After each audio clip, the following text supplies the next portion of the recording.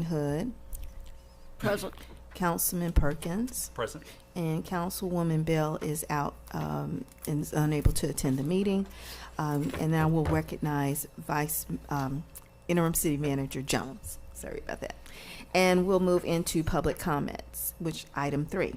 Any member of the public may address questions or comments to the City Council referencing only agenda items after the mayor and council have had the opportunity to discuss the item. Each attendee will be allowed 3 minutes for comments. We'll now move into presentations, starting with 4A, and that is to discuss a proclamation designating July as Park and Recs Month. And we will have that by Mr. Duncan.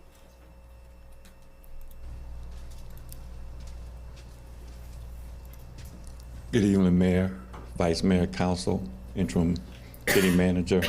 Yeah, so we're excited about July being Parks and Recreation Month, and especially in my role, first time I was told for City of Clarkston to have Parks and Rec Month in July. So we're excited about that. One of the things I want to do in the month of July is to really start promoting Parks and Recreation and some of the programs that we will have coming up in the fall and the spring, and just try to educate the public on what we're planning to do and the exciting programs that we'll bring to the city. Okay, thank you, and I just want to say welcome aboard again. Thank you. You have been doing a yeoman's job, especially when we had the basketball camp. So we appreciate your service and knowledge and making sure especially for our kids. So Right. Thank you again. Well, thank At you. this time, Council, do you have any comments? Nope. And so since it is a proclamation, can we have this proclamation on consent agenda after I ask anybody want to make a comment from the public? Comments from the public? Okay. With that being said, Council, is this something we can have on consent? Consent? Okay, outstanding. Thank you again, Thank Mr. you. Duncan. Okay, that's it, consent. So just so you know, when we have agenda items on a work session, and they do not require any more deliberation, we all said, this is a good idea. We'll put it on consent agenda, and then we'll vote for all of those things at one time. So I just want to make sure, some people may be new to hearing about a council meeting, and so just so you understand what those terminologies reference. So we'll move on to item 4B, which is to have a presentation from the Housing and Infrastructure Committee on the proposed changes to the zoning ordinance to start the 30-day review process by staff. And that is chaired by Councilman Carroll and Vice Chairwoman, Councilwoman Hood. Okay, so this is 6 items. I just want to present briefly because I understand I have an 8-minute limit. I'm going to try to go under. So essentially, the backdrop of this is Clarkston basically has a shortage of 2 things right now. First is housing, especially affordable starter homes. There's just not very many houses available in Clarkston, and the ones that are available are usually not at the starter homes, the cheaper level. Most of them, the 300,000, 400,000 range. The other thing we have a shortage of is tax revenue right now. If you saw, we recently had to keep the millage rate the same because the tax base didn't increase as much as we hoped. We also had to spend some of the city's reserves in order to move into a new city hall, which was needed, but at the same time, we do need to refresh the reserves. So the context of these 2 things is we're trying to allow more housing development to both increase the number of houses available in Clarkston and also to increase development in the tax revenue, which the city needs. So, real quick, the 6 items. The first is amending the zoning dimension requirements for NR3 to allow the floor area ratio to be 1 from 0.5, and to increase the lot coverage changes from 50% for all the homes to 67% for quadplexes, 62% for triplexes, and 57% for duplexes. And so what the FAR is called floor area ratio. So the floor area ratio means basically if you have, say, a 2,000 square foot lot and the floor area ratio is 0.5, you can only build a 1,000 square foot house. So that's how big your house can be compared to your lot. And right now, NR3 is 0.5. The next residential district up is NRCD, which is 2. And NR3 is the same as NR2 and NR1, which only allows single-family homes, whereas NR3 allows townhomes, triplexes, duplexes, quadplexes, and cottage homes. So essentially what we're doing is just moving NR3 up to an intermediary level between NRCD and where it is currently now to make the FAR1. And then the lot coverage is just increasing the lot coverages for quadplexes in townhomes to 67%, for triplexes to 62%, and for duplexes 57%. And so basically, the idea behind this is instead of encouraging a developer to just build like a mansion on an NR3 lot, you would give them more lot coverage if they would build a duplex, more still if they build a triplex, and more still for quadplex or townhomes. So you essentially would allow, if it's a denser type of housing that's more affordable, you can increase your lot coverage, whereas you don't get that lot coverage bonus if you're just building a mansion. So the idea is to encourage some other kind of development besides just larger single-family homes that are usually too expensive for Clarkston residents. The next one is just simpler, and it's just for townhomes to reduce the lot width minimums for townhomes to 18 feet. Right now, currently the townhome lot width minimum is 50 feet, which doesn't really make sense. There's no townhome in existence that's 50 feet wide. That product just doesn't exist. The townhomes by their nature are narrow, so this would decrease their minimum to 18 feet and make the side setback for townhomes when it's attached to another townhome is 0, which again just makes sense because if it's attached to another townhome, there's no setback in between them. They have sheer wall. So pretty logical. The number 3 is just amending to reduce the lot size for minimum lot size for NR3 lots from 5,000 currently to 1,400 square feet. The reason for this one is because there's been a lot of research showing if you reduce the lot size minimum, then what you do is you make the homes more affordable. Because when you make the lot size bigger, essentially you're forcing the homeowner to buy more land than they want to. So just think about if you had to buy your home plus a vacant lot next to it, obviously that would be more expensive than if you just bought a home without the vacant lot. So if you decrease the lot size minimum, you can let people buy a smaller home on a smaller lot, and then that would allow for more starter homes. And we've seen that work in other cities. A lot of other cities have decreased lot size minimums and had affordability. The next one is just the parking. So this is just correcting, I think, what was a clerical error when we did the zoning reform, which made the minimum and maximum parking spaces the same. And of course, that means your parking has to be exactly this amount. It has to be exactly 17 spots instead of saying the minimum is 17, but you can go up to 18 or 19 or 20 if you want to. So I think it's more logical to just set a minimum and let them go above it than saying the minimum and maximum are the same. We're going to micromanage exactly how many parking spots you build. The 5th one is just to change the parking minimums for cottages, duplexes, triplexes, and quadplexes to 1 space per dwelling unit, which is what it already is for apartments and for townhomes. So it's logical that for cottages, quadplexes, triplexes, and duplexes, for example, a quadplex may have 4 units in it and they would need 4 parking spots. Whereas the current code says the quadplex would need 8 parking spots, which would basically make your yard a giant parking lot, which I think most people don't want. It's not aesthetically pleasing. It causes more water runoff, so it reduces it to 1. And then the last one is just changing the height requirements for the town center up to 7 stories and 100 feet. Currently, I think it's 5 stories and 75 feet. This just allows slightly bigger buildings downtown in case there was more development downtown that's been a constraining factor in things like, for example, we had to give a variance to the senior living facility previously because they were over the height limit. So those are the 6 changes, and this is not to vote to favor them. This is just a vote to start the 30-day review process. And it's not even really a vote. It's just the 2 council members say, we want the staff to start reviewing this. We want the city attorney to start drafting these, but we're not voting on these tonight. We're not voting on them next week. We're not even voting on them next month. All it is it starts the 30-day review process for the staff to start going through it and the city attorney to start drafting it. So that's all. Is that under 8 minutes? Hopefully close, Very at least. good, very good. I think Councilwoman Hood had something that she wanted to Yes. say. First of all, there was no agreement in the Housing and Infrastructure Group about these proposals. In fact, there was quite a bit of dissent. Yet here we are discussing this. These changes are quite significant in a zoning code that was adopted a year ago. And they're particularly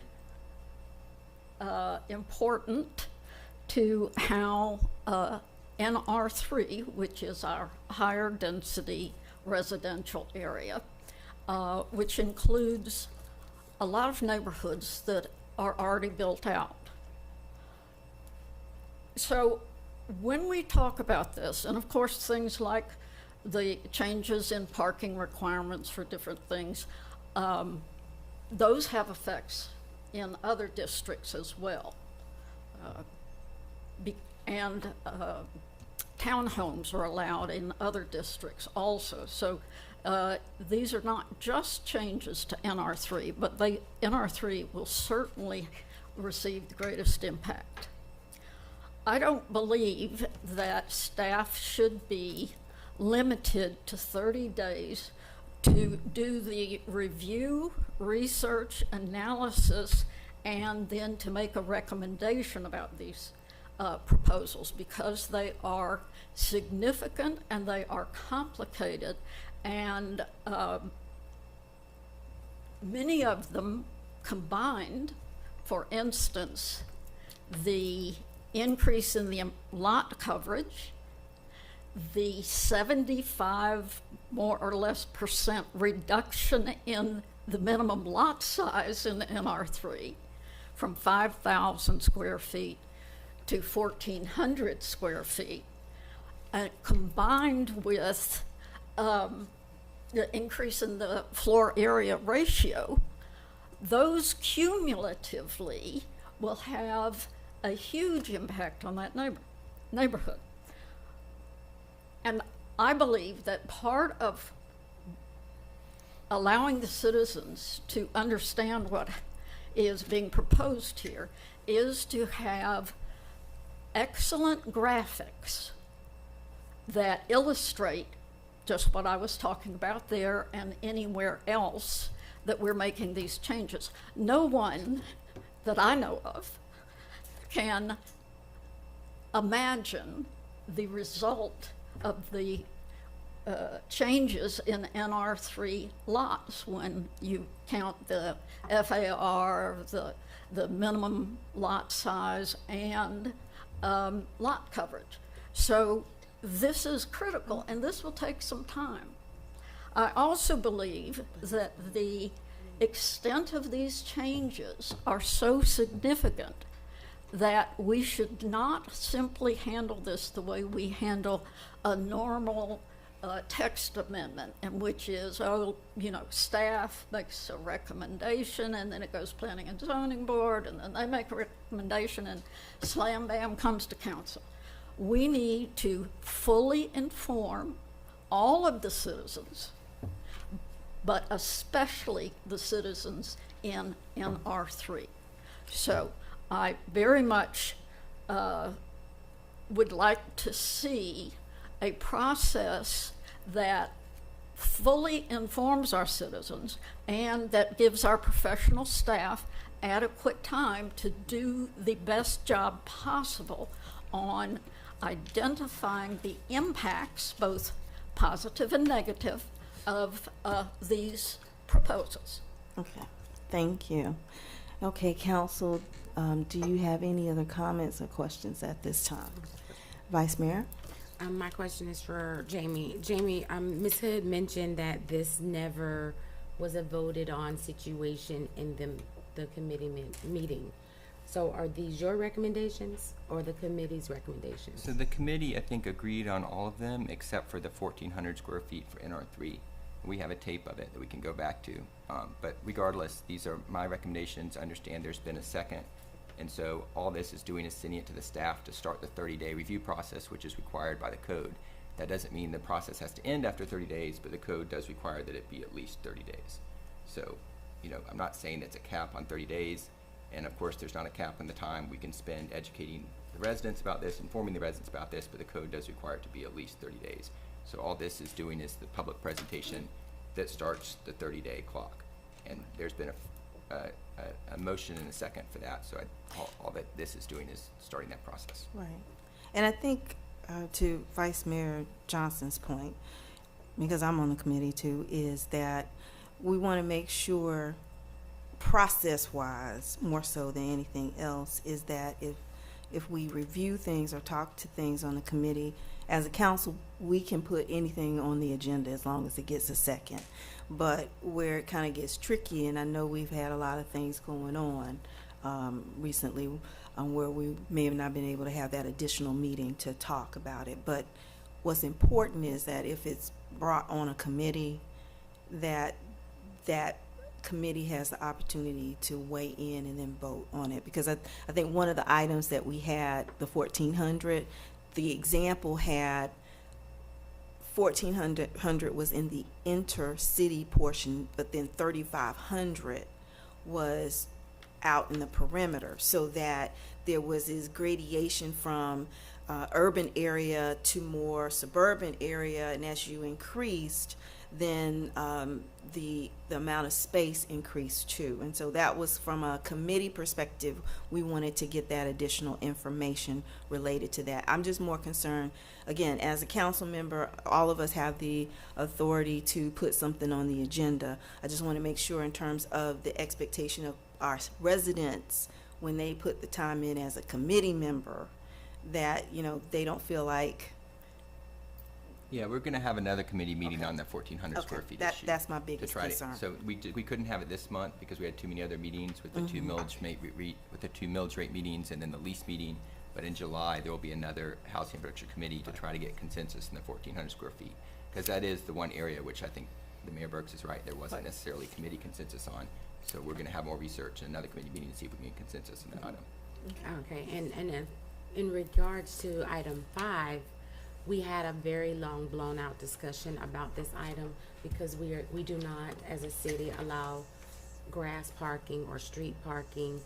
And you're telling me that for every cottage home, duplex, triplex, quadruplex, let's define that. That's 2 dwellings for a duplex, 3 for a triplex, 4 for a quadruplex, and they're only gonna get 1 parking space per unit. Right, so 4 And that- spaces for quadruplex. So 3 for they're gonna triplex. have to have 1 car per household. Right. That's gonna be a requirement at Well, the they closing won't- table? They won't be allowed to park in the street. Right, but can you, if I work somewhere, my husband works somewhere, we can't buy that property because we don't meet the parking requirements because we have 2 cars. Well, the thing is, it's just a minimum. So you could build a quadruplex that had 6 units or 6 spaces, 7 spaces, 8 spaces. It's a question of, do you want to build a quadruplex? And it's a trade-off, right? You can say, I'm going to build it with only 4 parking spaces, and then you can only market those units to people with 1 car, right? So you're basically saying, yes, if you want to rent or buy the space, you can only have 1 car, whereas you could build more parking spots, and then you could market to people with 2 cars, but then it takes up more space and has more cost. So this is basically just giving the landlords the choice to build less parking, which I think, given the heat and the climate, I think we want to encourage less parking and less car usage if possible. Wait a minute, Madam Mayor, I'm Okay, sorry. go ahead. It doesn't, I know you may not want to hear what I have to say. It doesn't make sense. You can't tell somebody they can't purchase or rent because they have 1 too many vehicles because we went outside the grain and changed the parking requirement minimum. Well, it's not saying that they can't purchase or rent, but it's saying that you're only gonna, if you purchase or rent this space, the landlord can choose to only give you 1 parking spot. It's just like right now for apartments, the landlord could choose to only build 10 parking spaces for 10 apartments, right? That's allowed under the current law. And then basically you'd be telling someone if you rent the space, you can only have 1 spot. And all that's saying is it can be the same rule for quadruplexes, duplexes, or triplexes. Now, it doesn't mean the landlord's always going to only build 1 spot per unit. The landlord may say, it makes more sense for me to build 2 spots per unit or something like that. But at least the landlord has the choice to only build 1 spot per unit, and you have the choice not to rent that if you don't want. If you need 2 cars, you would just choose to rent a place with more parking spots. But either way, it's your choice. Okay. Anything else, Vice Mayor? No. Okay. Councilwoman Hood? Yes, and I expressed my concern to Councilmember Carroll about having another housing and infrastructure meeting before we have any in-depth information about the benefits or problems with these proposals. And I know Councilman Carroll wants to try to reach some consensus, but I'm, as vice chair, not going to entertain consensus until I understand all of the ramifications of this until I see the graphics that depict very clearly the impact of these changes on established neighborhoods and on the vacant property that's in NR3. So I would encourage Mr. Carroll to hold off on that until this process is further along. Okay. And Ms. Cameron, how you doing this evening? Great. Ms. Cameron is our Planning and Economic Director. Normally, would you come up and let the residents and the audience understand when it comes to these types of processes from our code perspective? Can you let us know? Yes, good evening, council members. You all look wonderful this evening.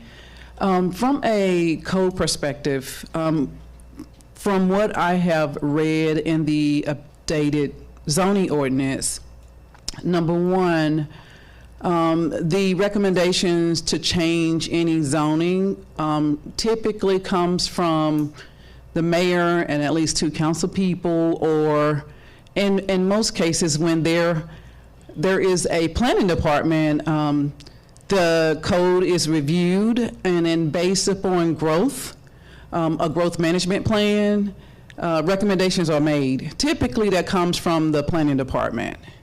It's a little different here. I'm not really sure I understand how the planning department fits into what's happening now, and I think that I voiced that because, again, when I read the updated code, it stated that the process goes before Planning and Zoning Board and then to the council.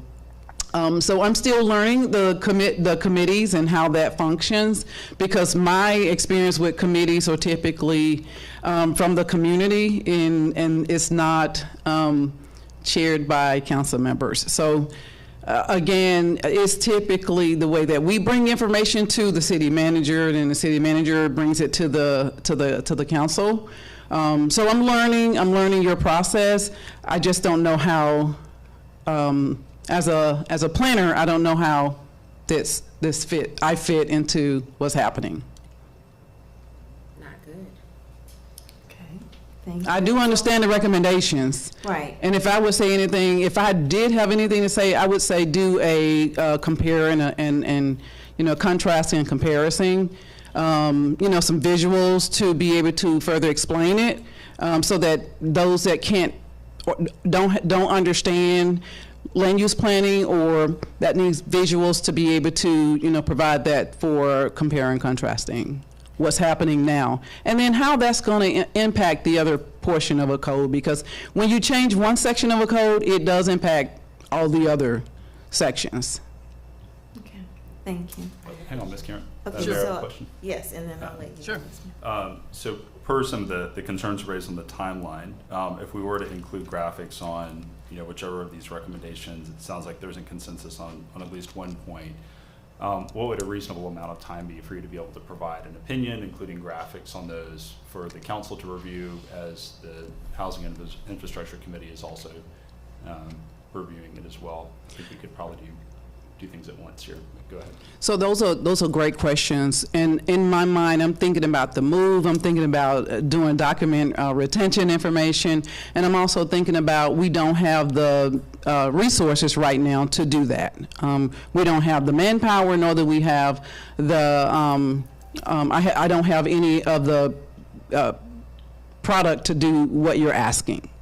We would have to bring someone in order to assist that. So. A realistic timeline would I would have to look at when we plan to move and how that will impact what you're asking.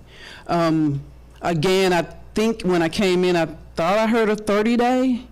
The ordinance says 30 days.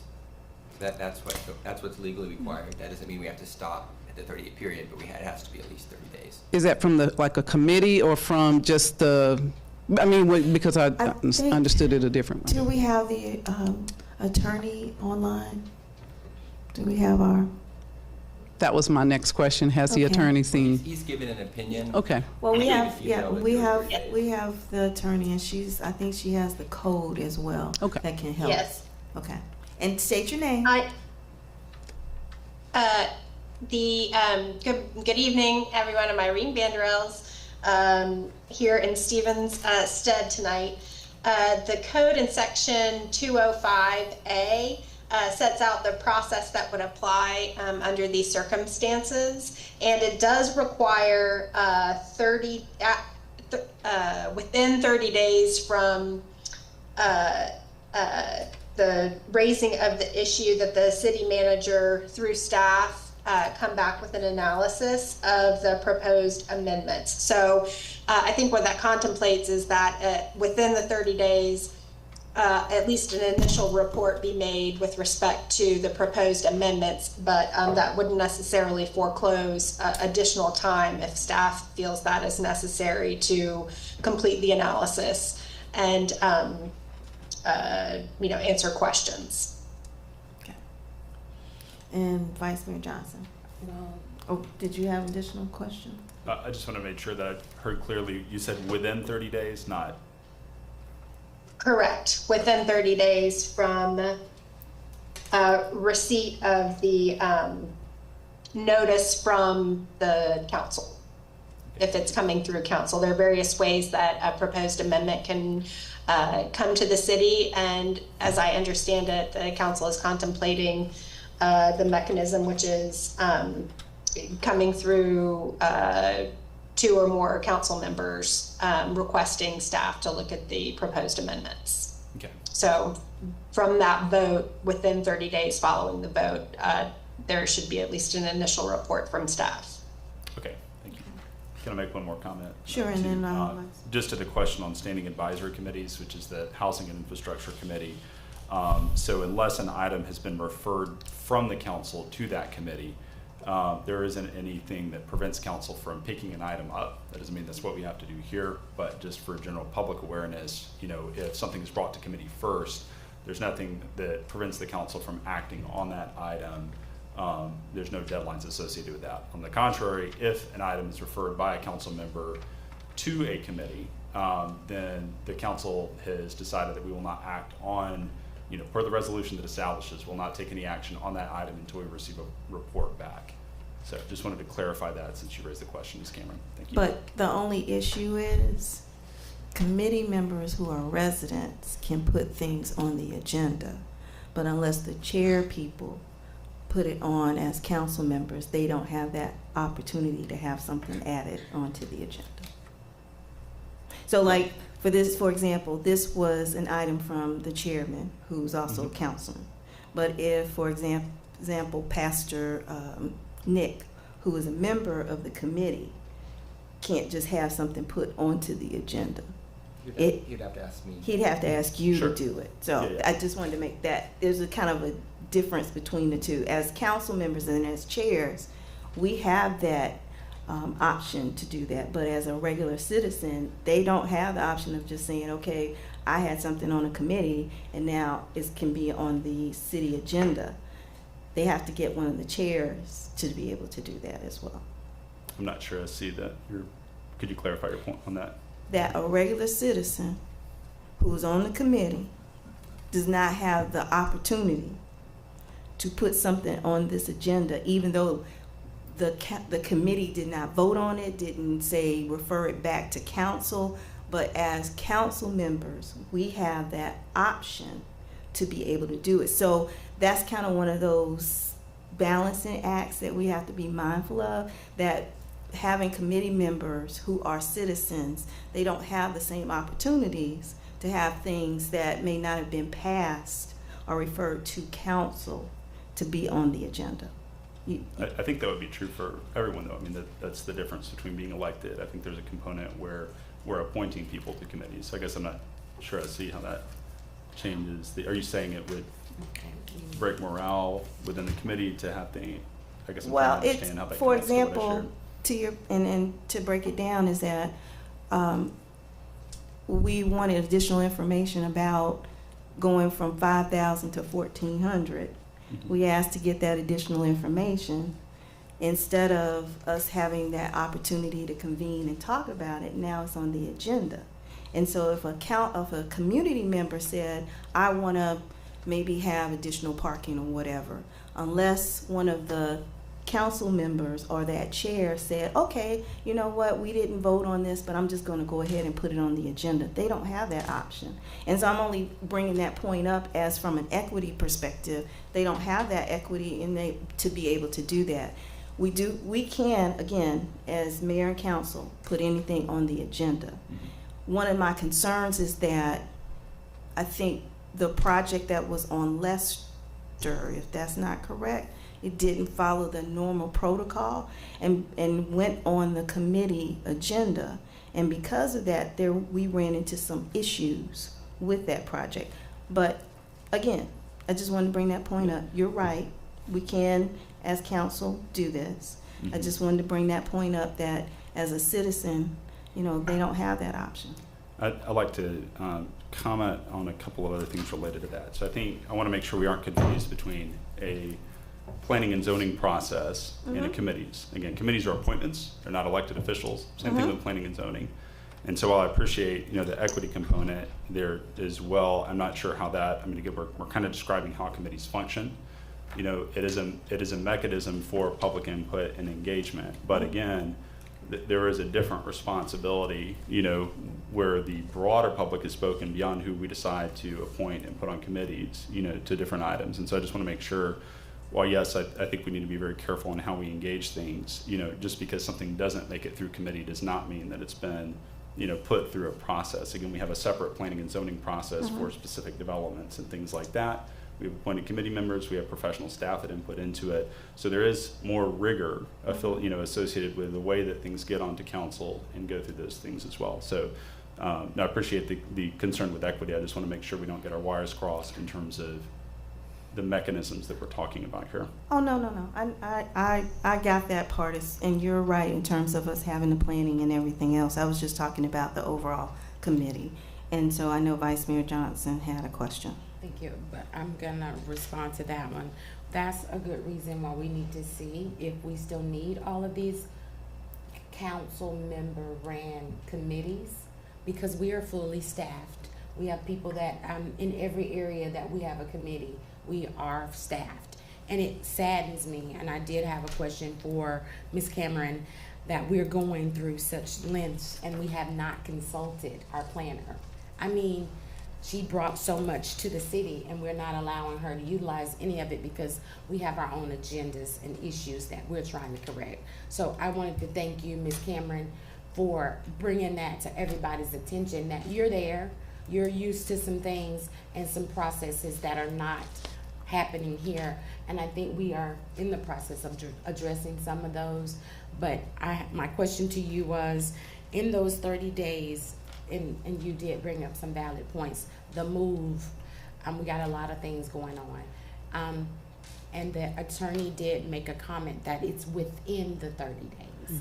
Now, since it is within the 30 days, we need to change the verbiage to say 60, 80, 90, instead of just leaving the 30 there, because the 30, that number means something, according to what came out of the attorney's mouth. So do you have an estimated time frame with everything going on that would suffice this research with the visualization for some of us realistically?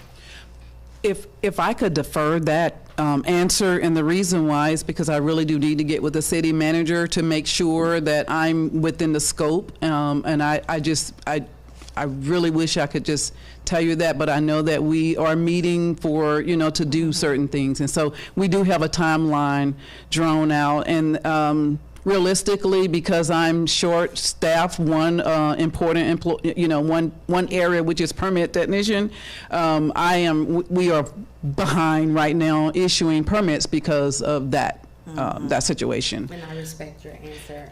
I do have a question. Yes. Is there a reason why the community members, the residents, are not chairing your committees? I'm just curious, because So one thing happened. We abolished the committees a while ago, And then back in 2016, we brought the committees back. And so a lot of it was so we could have the opportunity to talk about issues, not hold them up in council meetings, just have more so a forum to be able to talk about things. Like, for example, when we did the indoor ordinance, we had about 8 committee meetings that were beyond just what we had in terms of work session and council meetings. So it was an opportunity to discuss issues, to bring in subject matter experts, to allow community input, and to allow the community to voice any concerns or provide ideas. And so it may be, again, you know, we have evolved, and the structure in terms of some of the committees and how many committees we have and how the committees are set up. I know that Councilman Perkins was looking at that as well. You know, we have an equity person right now. We have a Parks and Recs person, you know, and so many of we were talking about doing cultural arts and other things. And so we actually are now having those resources that we normally did not have before that can be the conduit between us and the community to do some of those activities. And so I'm grateful that you asked that question. Again, as we collectively as a council, we are looking at that and saying, hey, maybe we don't need those committees like we have, or if we do, that they need to be facilitated by a staff member, where that's what you see in some other cities. And so that could be an option, but I hope that kind of answered your question. Yes, it does. Thank you so much for that. Right. And so the other piece is, as it stands now, this was a presentation, and from the structure of the information provided, it wasn't set up as amendments per se in terms of an actual what the attorney Irene said. It wasn't actually formatted as amendments for you or for us to even be able to do that. So I'll turn it to Councilman Carroll, because again, as part of the process, it is that it has to be structured amendments, and that, you know, this was an overall presentation. It wasn't as we would normally have it, reviewed by an attorney and everything else, even though I know Councilman Carroll is an attorney, but it wasn't done by our city attorney. So Councilman Carroll. Right, so the reason why it's structured this way is because the City Attorney Quinn recommended that they make the presentation at the regular meeting, which would start the 30-day clock for the review. And so this is not something we're voting on next week, it's not something we're voting on next month. All this is starting the process for the city staff to review and the city attorney to actually draft and put in the form of an amendment. So you're right, it's not currently drafted as something that could actually be voted on. It's currently just a set of ideas that would need to be converted to actual legislative text. And the city attorney stated in the email that the way to start that process was by having this presentation, and then the next step would be the 30-day review by the staff and the city attorney drafting these into actual amendments that could be considered first by the Planning and Zoning Board and then ultimately by the council, probably 2 months from now. Okay. So there's still quite a bit of time left for feedback, for additional committee meetings, for the staff to research it, and for citizen involvement. Okay. So Vice Mayor Johnson. The attorney did state that that 30-day clock starts, and somebody's got to give a report within those 30 days. If they don't have the bandwidth, the time, it's not in their pre-planning process, there's no report to give. Well, I think it's an initial report has to be given within that time. So what they can do within 30 days, that's this ordinance, that's not me setting that clock. That's the law. So they can always supplement, they can always say, this is what I have right now in 30 days, I need more time, I'll supplement this later. But the ordinance that I didn't draft requires this. Okay. That's what we have to follow. We have to follow the law. Okay, and to that point, and we're listening to the staff and we're getting all this, we haven't heard from the public yet. But is there something pressing that we have to get this done right now? Well, I wanted to do it last month, but I pushed it back because you asked me to delay it another month. So I did. No, I wanted to make sure the committee talked about and it. The committee did talk about it. The committee has had 3 committee meetings on it now, and I wanted to do this last month, but we pushed it back because of the time issue. And then so now all we're doing is we're starting the process, and the process has to start sometime. It doesn't mean that it ends when the 30 days ends, but at least we have to start the process. And that's all this is starting the process. Okay. So I'm not setting a strict 30 days, we need a complete report, and that's the end of it. We're going from there. We're starting the 30-day process for initial report. There may need to be a further report after that. There will be more committee meetings, there'll be more public feedback, but we have to start the process sometime, so we're starting it today. Okay, so then part of that process might be that if the 30-day clock starts and she says, after further review, I need additional time to do that, that is the other option. Is that right, City Yes. Manager? Yes, Okay. we could Okay. say Yes, that that's in what I 30 heard. days that we need more time. Okay. And, we could still, do a planning and zoning board meeting. If Okay. they need more time after that, we could still defer it, but at least we gotta start the process sometime, so we're starting. Right, and objectively, she does have, that department has the authority to say that based on the information that she's reviewed, that some of these recommendations may or may not fit within our code, correct? Yes, you could say yes, no, Okay. modify. She can make Okay. any recommendation that she feels appropriate. Okay, all right. Council, do you have any other comments? Oh, Councilwoman Hood. I am a bit concerned about starting the 30-day clock, which would be, I think, as I heard the attorney say, when we take a vote on this, and that starts the clock, so it doesn't, It's not a vote, it's just 2 council members. all right. So I am confused about when It's just 2 30-day council clocks. members ask, so what happens is 2 council members have to ask for this to eventually be put on an agenda. That starts the 30-day clock. There's no vote. The vote, we're not having a vote tonight, we're not having a vote next week. What Stephen Quinn told me is House Infrastructure Committee will make a report at this meeting, it'll be discussed, and then the 2 council members, which I believe Councilman Perkins is also interested in starting this process, and then that's all it takes is those 2, and it starts the 30-day clock.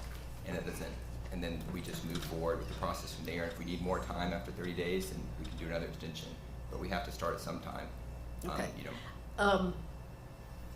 I still think that starting the 30-day clock now is not a good idea. And I would really like to see this item held until the planning and zoning department, until after the move.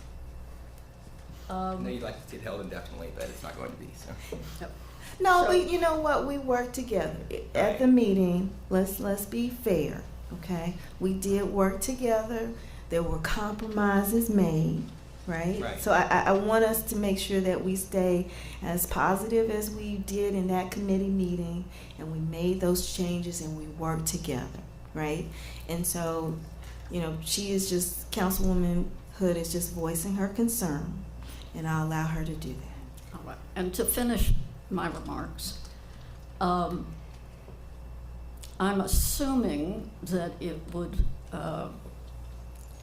that there's the possibility that at the end of 30 days, more time would not be granted.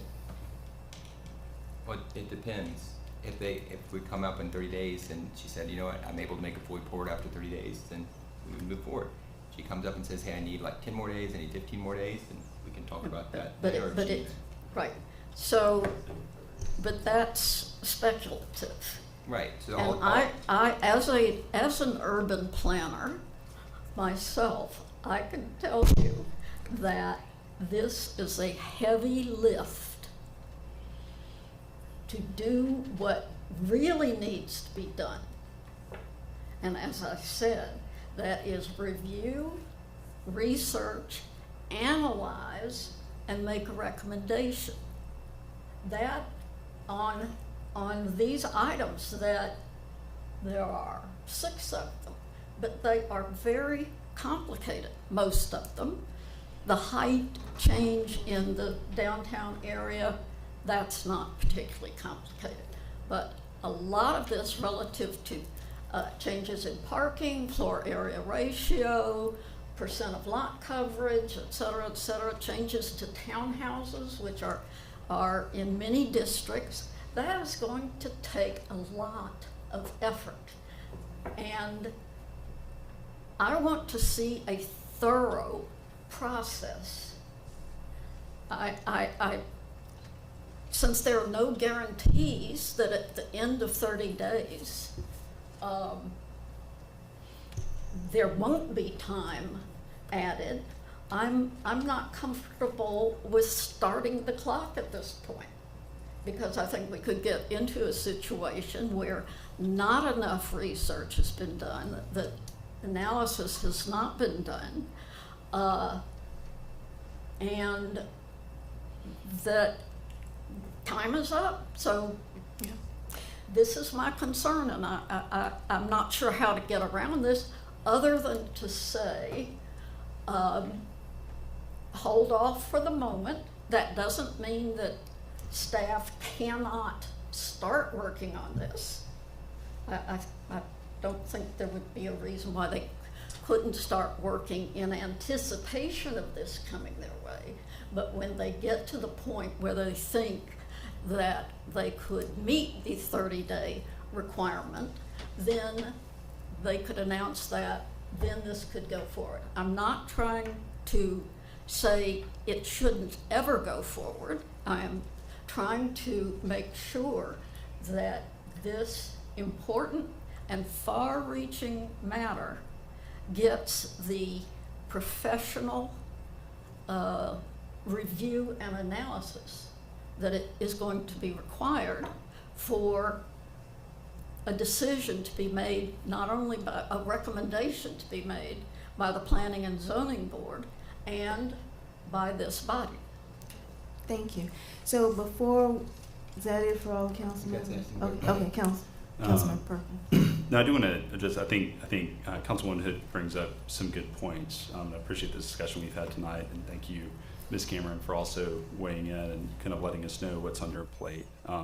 So to say, it just from a maybe more of a semantic standpoint, I think we can all agree this isn't a clock that, doesn't start a clock that runs out in terms of now a decision has to be made, but it starts a clock that is a formal, direction to our staff to say, hey, we would like at least a general idea, whether that's maybe we get into it and 30 days is all it takes, or you say, you know what, I might need 90 days, but it does give you a formal mandate from us to say, hey, you don't have to have this on a mysterious to-do list somewhere else, but we are in agreement that this is a priority. You can come back and tell us, hey, I know it's a priority, but I need X amount of time to give the professional opinion that Councilwoman Hood, I think, has spoken about, which I think is legitimate. I think what I like about the idea, of starting both of these things simultaneously is by starting this, it also gives us something tangible to work with.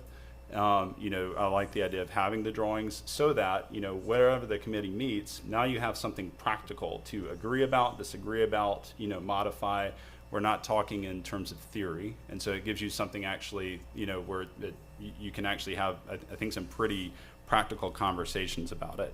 I don't see it, I think at this point, understanding a little bit better about the 30-day rule. I was concerned about putting something with a 30-day deadline on our staff's plate without, where the requirement is to have something drafted out for us to then vote on. I do think that is a little bit of an aggressive timeline, but to me, it doesn't seem like there's any greater risk now that I have a better understanding of our policies and procedures from a legal standpoint to move forward with this or to not. And I like the idea of keeping things moving forward, getting to some, actual concrete answers so that we can make a decision on it. So thank you, Madam Mayor. Okay, thank you. And just before we allow the public to speak, I would like Attorney Irene, would you again make sure that we are very clear in terms of the actual code? I just want to make sure, so that we did a lot of talking, and it might be something that the public may want to also know or remember as they're making their comments. Sure. The code in section 205A of the zoning ordinance provides that upon notice from 2 or more of the mayor and city council members of a proposed text amendment, and within 30 days of receipt of that notice and all required information, the city manager must provide written analysis of the proposed text amendment, which would then be provided to the Planning and Zoning Board as well as the council for consideration. And so implicit in that 30-day time period running from the receipt of both the proposed amendments and all required information is some flexibility so that once staff takes a look at the substance of the proposed amendments and finds, well, we really need some additional information that isn't included in what we have before us right now, we need additional, they could come, the city manager could come as part of that report at the 30 days and say, we need some additional time to complete our analysis. Okay. And because they wouldn't have all the required information. Right, right. Thank you. Okay, if there isn't any further discussion from the council, we will open it up to the public. And so at this time, Ms. Mitchell, did we have anyone signed up? There's no one signed up online. But that's why we're going to have you walk up. Now you're all ready. And you have 3 minutes. State your name and your address again, please. Yes, ma'am. Thank you. I'm not really any closer to being ready, but at least I'm more calm now. Okay. My name is Tim Hall, and I live at 3525 Bacon Street. And I thank you for allowing me to speak here. I just learned of this 3 hours ago, so I've reviewed it quickly, and here are my thoughts. Is that clock going to start, or is it not working? I can start my own phone here. I just thought that would work. I'm good now.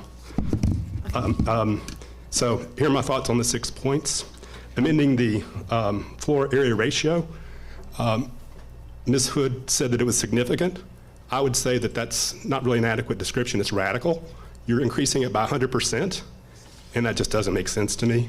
I guess just to step back a minute, it seems to me that the quality of our community is more important than the quantity of units that we allow to be built or developed. We have to maintain the integrity of the community and do on the land what's sustainable and what the infrastructure will support. And these changes aren't consistent with that, in my opinion. The changes to 67% for quadplexes, 62% for triplexes, 57% for duplexes. We're incentivizing more development on less dirt, which doesn't seem to be the right mode. I applaud Mr. Carroll's philosophy of trying to create more units and more affordable units. I think that's really a worthwhile thing, but we have to maintain the integrity of the community while we're doing that. Number 2, the 18 feet width for the townhomes minimum, that's just 2 feet more than a single wide trailer. I'm not saying that they're going to put a single wide trailer on there, but a single wide is about 16 feet typically. So that's kind of what you're looking at. It's just too small, just ridiculously too small. The zoning to 1,400 square feet, I've looked at this room and I would estimate that it's about 30 by 40. That's 1,200 square feet. So on 200 more square feet, you're proposing this as a buildable lot. That just seems absurd. A car, a driveway have to go there. I don't see how that can, that's only going to degrade the quality of the community. Number 4, I think that's just language change. I don't have any objections to that. Number 5, the parking requirements. You can say that each unit in a quadplex would only have 1 car, but that's not what's going to happen. There's going to be 2 cars that come in there, and they're going to park on the street in a place where there's not a no parking sign, and it's going to create safety issues as well as congestion. And it seems like a driveway and 2 cars is a minimum for each unit. And if the lot can't support that, then let's don't do it. Finally, 7 stories on the multi-use. I don't know. I mean, I'm here to represent my community and not, I don't know multi-use. I don't know many 7-story buildings in Clarkston, but I'm just indifferent on that. And finally, I feel very compelled to honestly and respectfully report a fact. I'm not going to make any editorial comments, but Mr. Carroll owns a rental home in an NR3 neighborhood. And I'm not sure if that's known to the committee or others, but I think that needs to be kind of light shed on that fact. Thank you so much. Okay, thank you. And Mr. Medford? Evening, everybody. Just 1 second. I gotta set the time. There you go. Okay. All right. Thank you all for kicking off season 8 of Parks and Rec. Appreciate that, fellow citizens of Pawnee. All right, I want to thank the members of Housing and Infrastructure Committee for their continuing to work on the ever-changing zoning landscape. I would hope that these recommendations are given the full consideration that they deserve by staff, that the staff is allowed to process the recommendations without any outside influence, any outside interference, or any pressures from anyone. Basically, I hope the staff is allowed to do their job without having anything from anybody push them one way or the other. Because I will editorialize, because that's happened before. So let's trust our staff do their jobs and act independently and give the recommendations that they give. Thank you. Okay, thank you. Come on up and state your name. My name is Stephanie Eccles. I live at 3517 Bacon Street. I have grown up in this area, well, since I was 3, and I'm now 41, so there you go. I graduated from Clarkston High School in 2000. My parents still live right outside Clarkston city limits over on Rays Road. I've seen a lot of changes in Clarkston through the years, both positive and negative. Mr. Carroll, you talked about affordable housing. We bought in Clarkston about 6 years ago because we could afford it. I will also say we bought in Clarkston because we did not intend to have children and I did not worry about the school system. I see in my community people leaving when their children hit around kindergarten, first grade. We're losing families. I've seen a lot of refugees and friends of mine that have gone on to do great and amazing things from the base here in Clarkston. Affordable housing, by increasing the square footage of land, does not necessarily determine that in the end the house will be affordable. Just because you can put 3 or 4 townhomes on a smaller footprint with 1 parking lot space potentially, or 4, does not mean that each of those will not sell for $400,000. It doesn't, and you can't control that. You can't control the market, you can't control the developer, you can't control that sort of profit. I love my community. I live in an R3. It is mixed community. I'm next to a 6-unit apartment building. I am down the street from quadplexes and triplexes and duplexes. I like having a tiny little yard. I live on 0.2 acres. I enjoy walking the neighborhood. I enjoy seeing the children. I don't think that our community, well, let me put that back. Personally, I do not want to attract to our community individuals that want to live in a cinder block house with no front yard, no backyard, no green space around them. And to go back to your question where you stated 2 parking spaces might be too much to put on a triplex because it'll just take away all the yard. Well, I say to that, build on a larger lot. You can have both. I know that there is frustration amongst council and community members. The fact that we did not get notification and we did not hear really about even what was happening on your committee or what was attempted to be proposed, I think is a problem. There's no point in putting it on Nextdoor because I'm not on Nextdoor. So I think communication needs to come more direct. Thank you. Thank you. Did we have anyone else from the public online? Okay, hearing that, I guess based on the code, the 30-day clock has started. Ms. Cameron, take it away. You want me to comment? Yes. Do I need to comment? Well, I just want to bring to our leaders' attention that I have been assigned currently to 3 boards. So I have to do preparation for 3 boards, the Planning and Zoning Board, the DDA, and also the Historic Preservation Commission. So I would ask that you keep that in mind. Again, we don't have the resources, so my recommendation to the city manager is that we outsource this task because I will I will not be able to provide the professionalism that I know that I'm capable of doing because I would set myself up for failure. So I will be commencing with the city manager to outsource this task.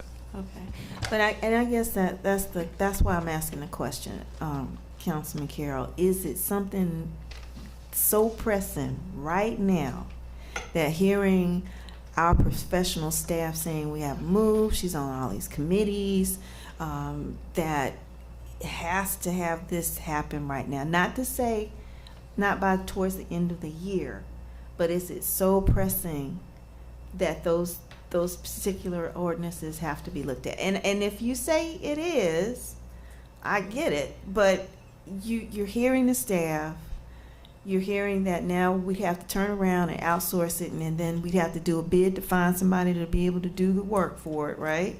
Or however you would want to do it. Well, the thing is, whenever we start the process, that's going to happen. So I think it's better to start it sooner and give them more time than start it later and give them less time. So I wanted to start this last month, and at your request, I pushed it back. My request was it couldn't go from a committee to another committee. Right, but it could have just been pushed forward without having this report. But that had this report because we wanted to have more public transparency. But the thing is, it's always would have been better to start it earlier. But they have a saying, the best time to do something is 10 years ago. The second best time is today. And so, yes, it would have been better to do it earlier and give them more time. But if we start it now, it's better than starting it a month from now. Because we start a month from now, that's just going to start the 30-day clock then, and then it'll be the same problem again.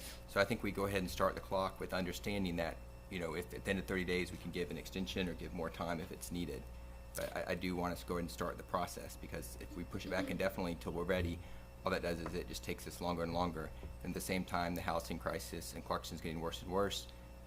Our budget situation could be improved by allowing more development. There are a lot of problems that I think could be fixed by this. That is why it's essential, which is why I want to start now.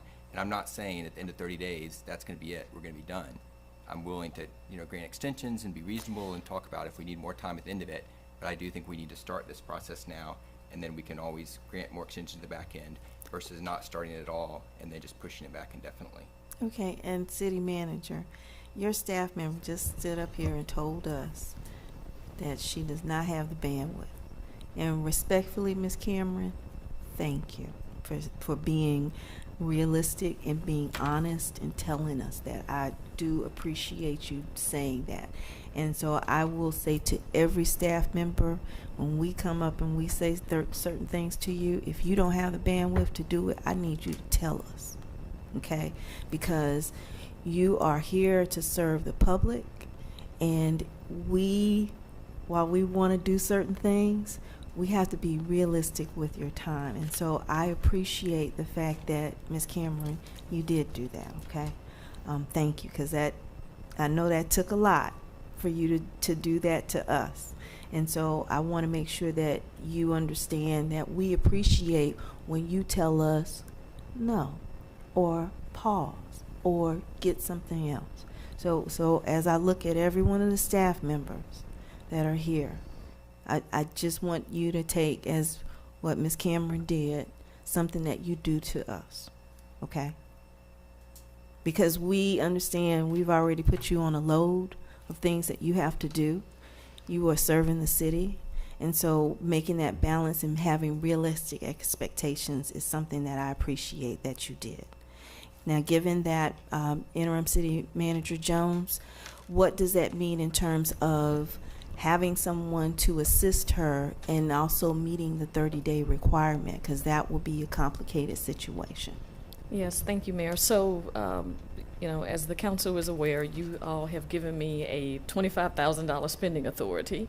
So Ms. Cameron and I can get together to do a scope of work and determine whether or not we need to do an RFP, but also, this may be considered a professional service, so we may not have to do a competitive bid process, but either way, we're going to do what's in the best interest of the city. So if the 30 days starts, at the next meeting or today, then, within that time frame, we will make sure we communicate with you where we are in the process in order to make sure that you all are all aware.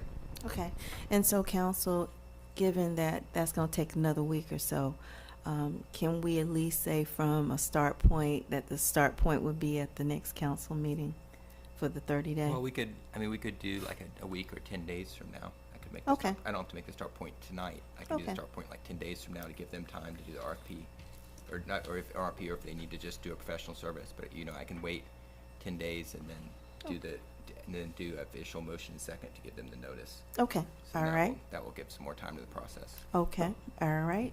Thank you all. So you will, let's kind of nail that one down. Are we Yeah. going to give her 10 more days? Yeah, I'm going to wait 10 more days before I officially make the motion in the second that will start the 30-day clock. But Okay. just letting you know that's going to happen in 10 days, so you can prepare the next 10 days like it's going to, Okay. 30-day clock will start. Okay, all right. Thank you, council, and thank you for this quite robust discussion. So we will now move on Sorry, to. Madam Mayor, I have a Yes. point of order question on that. Sure. So, this may be for our attorney. I just want to make sure, when you say you're going to make the motion, are you saying we're going to, how is that specifically? I'm Is it going to happen in send the it. council meeting? Because that No, would I'm be a just going to Sunday. send it. I'm going to send an email and then ask for a second. And if I get a second, that will start the 30-day clock, which I understand is how things get put on the agenda normally. Right. So what you did today, what you did for this meeting was to do a presentation. Right. Right. And so, but now the next step in the 10-day cycle would be that you would officially say that you want to move this forward to have the professional staff do the 30-day review. Right. And I'll wait 10 days for that to give them time to prepare if they need an outside person or not before the 30-day clock will start. Okay. And so to that point, Attorney Irene, do we need to do anything else? No, ma'am, I think that's consistent with the process set out in the code that with a notice from at least 2 council members, the process would begin. Okay. And Councilman Perkins, did that address your question? I did. Thank you. Okay, thank you. So with that, we will close out this item. We'll move, we have no old business, and we have 6 new business. And we'll start off with item A, which is to discuss a resolution to ratify a contract with Axon Enterprise, Inc. for tasers in the amount of $74,981.40 to be funded out of the general fund. Chief, come on up.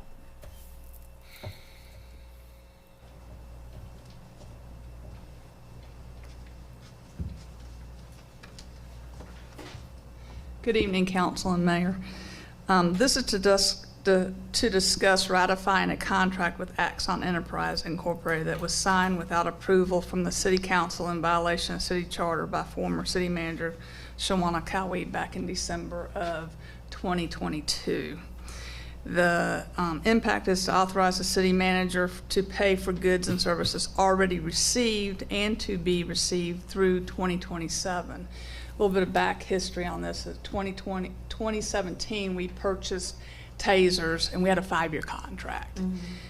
Of course, new tasers come out. They don't fix the old tasers. You got to sign up for new tasers, which we did, and took it before Ms. Cowie. She signed it. We've already received the goods. We've been using them since January of 2023. So we've been paying for this. We've got to, out of general fund, we got to make a payment of $10,063.96 for the first, that was due in January 2023. They did not send us a bill for whatever reason, so we owe that. And then for the next consecutive 4 years, it's $16,229.36. Okay. All right. Council, did you have any questions on this item? Yes, So I just want to Councilman. make sure I understand. So are we making our first payment, or can you tell us how much of this contract we paid already? Sounds like we paid it, or are we doing to make good on a contract? No, we need to pay the $10,063.96 and also the $16,229.36. Gotcha. Okay, so these are payments for last year, basically. Yes, sir. not Payment for this year. Okay. Yes, sir. Just wanted to make sure I was tracking everything. Okay, thank you. Okay. Questions? Any other comments on this item? That's it? Okay, comments from the public? Oh, okay, yes. Your phone's not on. I mean, I'm sorry, your mic's not on. Mr. Duffnault, is this in our budget?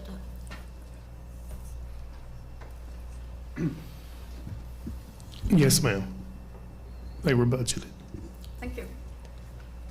Okay, so for this, yes. No?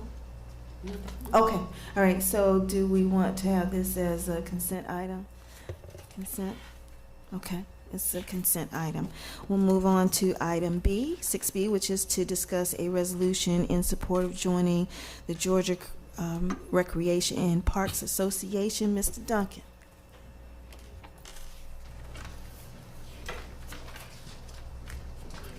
Good evening again. Shortly after I started in April, we submitted an application to GRPA, which is the Georgia Recreation and Parks Association, to be a member as a agency under their organization.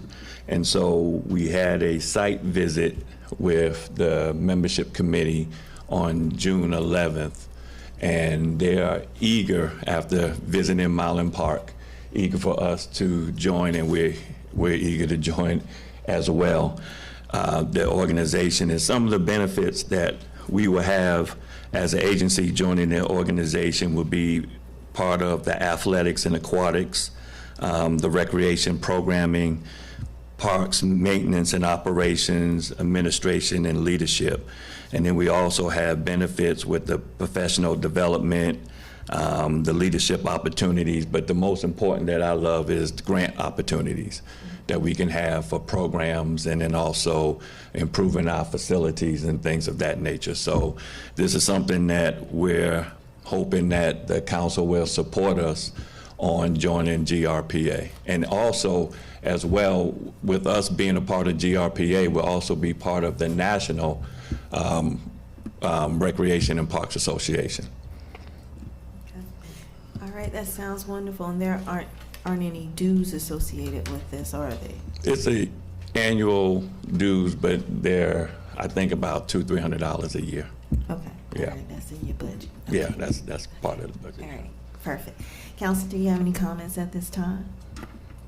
I'm grateful that you are taking that initiative and looking at how we can expand our parks, and also how we can generate funds to do more work for our children and everyone to enjoy it. So thank you again. Thank you.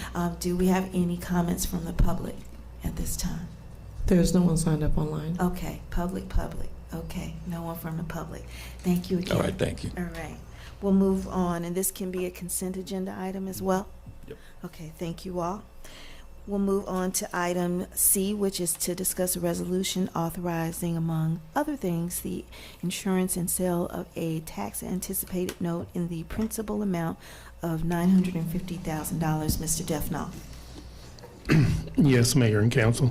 After conducting a thorough cash flow analysis through the summer, and considering the fact that over 60% of our annual revenue does not start coming in till mid-September through the end of the year, and looking at our increased budget this year with new staffing and the potential move, the lease, all of that, our need for additional cash flow to get us through till the taxes start coming in is $950,000. We have a quote from Truist Governmental Finance. The interest rate is up substantially from, we didn't do a TAN last year. We were able to get by without one, but the last one we did 2 years ago, the interest rate was like 2.5%, and now the interest rate is up to 5.47%. 5.24%, I'm sorry. Okay. All right. Any questions about this? Yes, Mr. Carroll, Councilman Carroll. So my question is, why do we need one this year when we didn't need one last year? What's kind of changed in the budgetary situation? The major thing was we increased our budget from just over 7 million to 9 million. Staffing and all of that cash flow starts at the beginning of the year. And we've also got all the lease expenses, the moving, all the things that have been approved for the move in the new city hall. It was just the tight, the cash flow goes out, the salaries go out evenly throughout the year, and you got 8 months with no significant revenue coming in. Okay, Councilman Perkins? Thank you, Madam Mayor. Mr. Duffnall, so walk me through, because my understanding is we had a pretty significant budget surplus. So is that anticipated surplus, or why is the tax anticipation note needed, or is it funds that have been allocated? The tax anticipation note is just dealing with the cash flow. Mm-hmm. At the beginning of the year, we started with about $4 million in cash, and that has been depleted over the last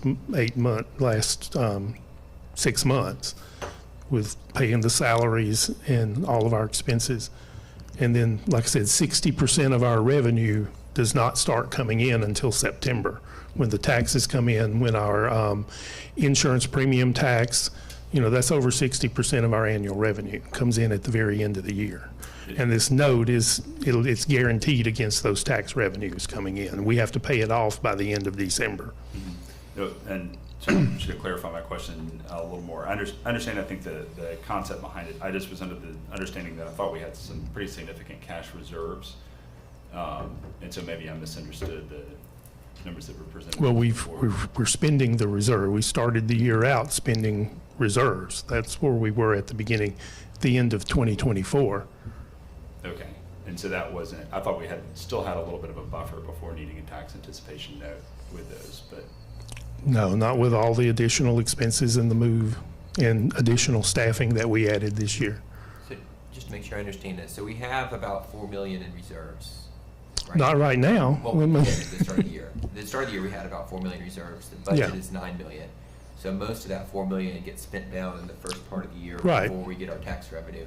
The reserves, if we don't do this tax anticipation note, the reserves wouldn't be sufficient to cover the rest of the budget until we get To cover the 9 taxes. months of expenses, So yes. basically and then the reserves will be refilled, I assume, at the end of the year when we get the property Right, taxes. yeah.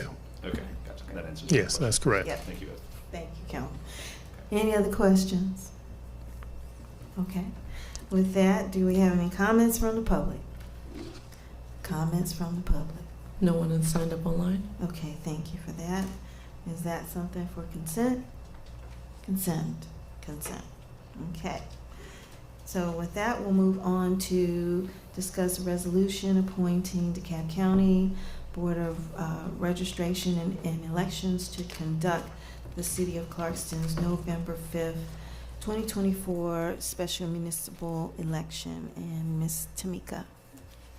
Yes, just as you Mitchell. stated, we're just appointing the DeKalb County Board of Elections to conduct our election this year, our special election in November.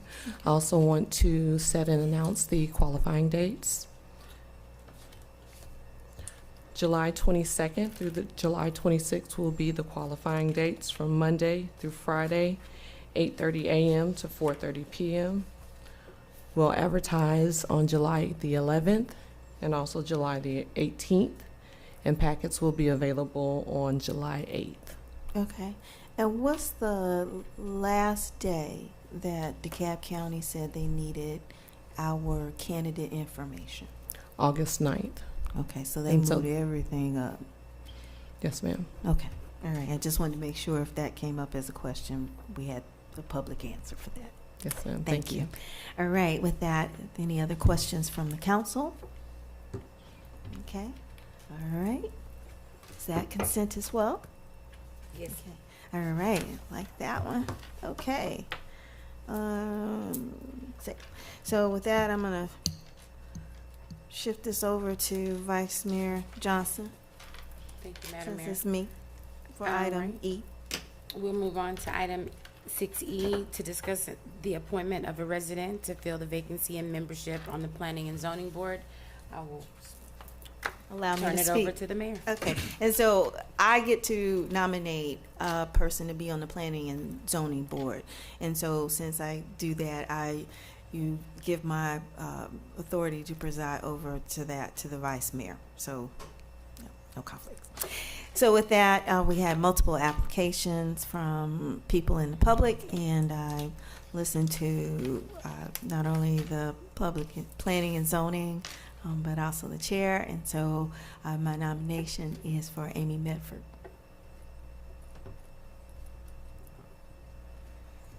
Thank you, Madam Mayor. Thank you. Are there any questions from council? Is Amy here? I thought she might be by Zoom, but I didn't Is she know. online? No. Okay. And she is still interested? I talked to her. Thank you so much. All right, any questions from the community? All right, well, congratulations, Amy Met, and how long is her term? A 4-year term. All right, and we will let her know. Thank you, Brian. Let her know. Thank you, and is there anything else? Can this be a consent? Well, we don't. Well, you vote on it, but you vote can on make it. it where it's a consent. Can we make this a consent item? Excuse me, Vice Mayor, let me make one correction. I believe that expiration term was 2027. So I believe that it is 3 years. She is filling an unexpired term. Yes. And you will verify that? Yes, ma'am, I will. So much. I will send her, I'll make sure I send her an email. All right, thank you. And this item is good for consent? All right, thank you. And at this time, I will turn the gavel back over to the mayor. Thank you, Vice Thank you, Mayor. Madam Mayor. Thank you, Vice Mayor. So with that, I'll take an adjournment and from the council. I Motion move to adjourn. Okay, is there a second? Second. Okay, so Vice Mayor made the motion. Second. Councilman Carroll, second. I know I heard both voices there, so I wanted to clarify it for you. Thank you. It's been properly moved and seconded that we adjourn the meeting. All in favor say aye. Aye. Aye. Motion passed. See you next Tuesday. Okay, thank you. We've been changing meetings. For all consent.